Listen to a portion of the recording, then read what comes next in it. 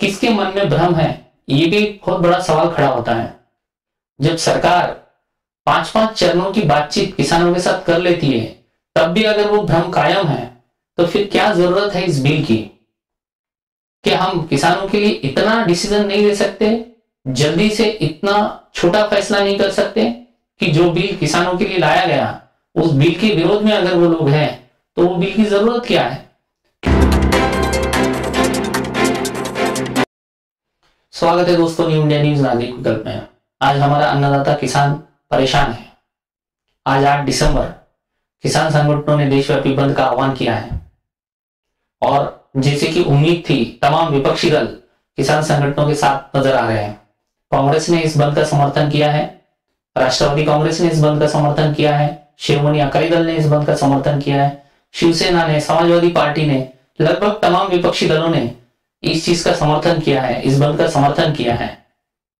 और अब आते हैं किसानों के मुद्दे पे कि आंदोलन क्यों हो रहा है। ये सवाल उठना लाजमी है। अन्नदाता किसान को इतना लंबा आंदोलन करना पड़े हमारे लोकतंत्र में, यही एक बहुत बड़ी विडंबना लगती है। किसान लगभग 2-2.5 महीने से विरोध कर प्रदर्शन कर रहे हैं। अलग राज्यों में ये प्रदर्शन जारी थे, जो अब दिल्ली की तरफ कूच कर गए हैं। दिल्ली जाते समय इनके साथ बहुत बुरा सलूक किया गया। जगह जगह बैरिकेड लगा के उनको रोकने की कोशिश की गई, यहां तक कि खड्डे तक खोद दिए गए, लेकिन फिर भी किसान दिल्ली के बॉर्डर तक पहुंच ही गया।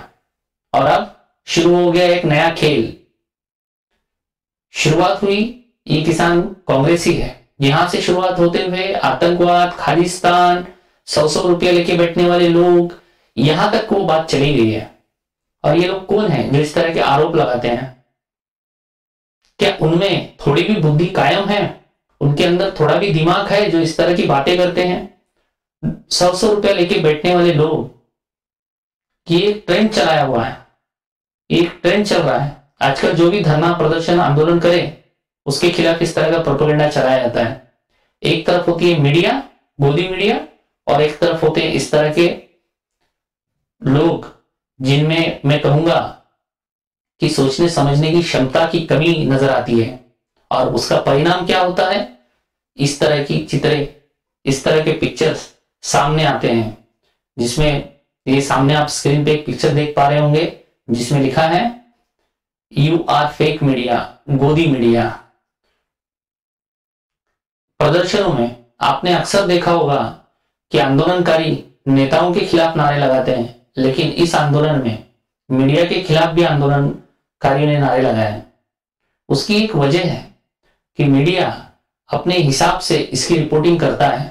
कभी खालिस्तानी बताने पर तुला होता है, कभी आतंकवादी बताने पर तुला होता है। और ये सब मीडिया करता क्यों है? मीडिया का एक्चुअली काम क्या है? मीडिया का काम है जनता की आवाज उठाना, जो वो ठीक ढंग से नहीं कर रहा है। और यही वजह है कि 2 महीने से चलता हुआ आंदोलन भी लोगों को ताकतवर नजर नहीं आ रहा था। जब वो दिल्ली की तरफ कूच कर गए, तब ये मीडिया अपनी सरकार को बचाने में लग गया। अब आते हैं किसानों के मुद्दे पे। किसान जो इतना छटपटा रहा है, उनको बताया जा रहा है कि बिल बहुत आपके फायदे का है, लेकिन आपके मन में भ्रम है। लेकिन वास्तविकता में किसानों के मन में भ्रम है या हम लोगों के मन में भ्रम है? किसके मन में भ्रम है, ये भी बहुत बड़ा सवाल खड़ा होता है। जब सरकार 5-5 चरणों की बातचीत किसानों के साथ कर लेती है, तब भी अगर वो भ्रम कायम है, तो फिर क्या जरूरत है इस बिल की? क्या हम किसानों के लिए इतना डिसीजन नहीं ले सकते, जल्दी से इतना छोटा फैसला नहीं कर सकते कि जो बिल किसानों के लिए लाया गया, उस बिल के विरोध में अगर वो लोग हैं, तो वो बिल की जरूरत क्या है? किस लिए वो बिल लाया जा रहा है? उसके कारण क्या है? ये आपको सोचना है कि स्टॉकिंग की जो परमिशन दी जा रही है, जमाखोरी की जो परमिशन दी जा रही है, उससे किसको फायदा होने वाला है? क्या किसान के पास इतनी जगह है कि वो अपनी चीजें स्टॉक करके रख सके और सही दाम मिलने पे बेच सके? ऐसे कई सारे अनगिनत सवाल हैं। लेकिन किसान जब सरकार के सामने बैठा हुआ है, अगर वो उसमें किसी तरह की कोई गलती हो रही है, विपक्ष कहीं भरमा रहा है, कहीं भ्रम पैदा कर रहा है, तो सरकारें क्यों विफल हो रही है उस भ्रम को दूर करने में, यही सबसे बड़ा सवाल है और यही आपको सोचना है। अन्नदाता किसान के खिलाफ होना सरासर गलत है। आज जिसकी भी थाली में अन्न है वो उसी किसान से आया हुआ है और वो किसान का ध्यान रखना तमाम देशवासियों का फर्ज है। और इस तरह के जो ट्वीट और व्हाट्सएप करते हैं जो किसानों के विरोध में होते हैं, उसको ना हमें पढ़ना चाहिए, ना देखना चाहिए, ना उसको रिएक्ट करना चाहिए, क्योंकि इस तरह के लोग हर विरोध प्रदर्शन में आपको नजर आएंगे। दरअसल ये लोग किसी एक राजनीतिक पार्टी के लिए 100 रुपया लेके वहां पे भीड़ इकट्ठा करते हैं ताकि एक अच्छा नजारा बन सके, और वही जैसे उनके मन में होता है वही वो दूसरे को समझने लगते हैं। उनको लगता है हम जिस तरह से 100 रुपया लेके रैलियों में शामिल होते हैं उसी तरह शायद ये लोग भी 100 रुपया लेके आंदोलन में गए होंगे, लेकिन वो उनकी मानसिकता गलत होती है और वो गलत मानसिकता के कारण वो हर प्रदर्शनकारी को आतंकवादी, देश विरोधी साबित करने पे तुले होते हैं। इसमें उनका साथ देता है हमारे देश का गोदी मीडिया।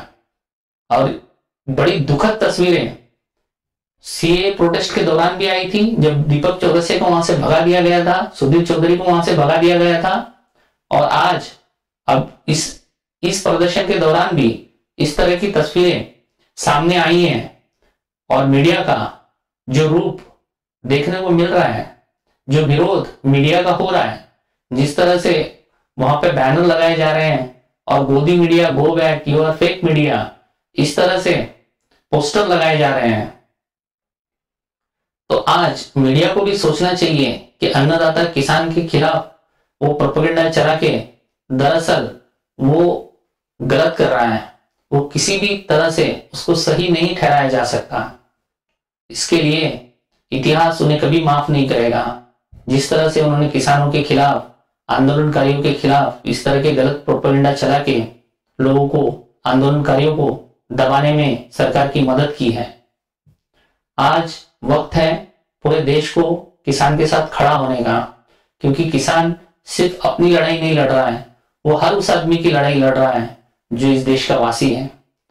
इसीलिए किसानों के साथ खड़ा होना बहुत जरूरी है। किसान, तो मेरी आपसे गुजारिश है, किसानों के लिए इस तरह के अपमानजनक ट्वीट, व्हाट्सएप मैसेजेस फॉरवर्ड ना करें, किसानों का सम्मान करें। अन्नदाता को, अन्न का और अन्नदाता का अपमान करना हमारी संस्कृति बिल्कुल भी नहीं है। जो लोग ये कर रहे हैं वो दरअसल हमारे संस्कृति से दूर हो चुके हैं। उनको सही रास्ते पे लाना ये हर एक देशवासी का कर्तव्य है। उसके लिए सभी बुद्धिजीवी लोगों को आगे आना चाहिए और इस तरह के लोगों को रोकना चाहिए। आज के एपिसोड में इतना ही। धन्यवाद दोस्तों।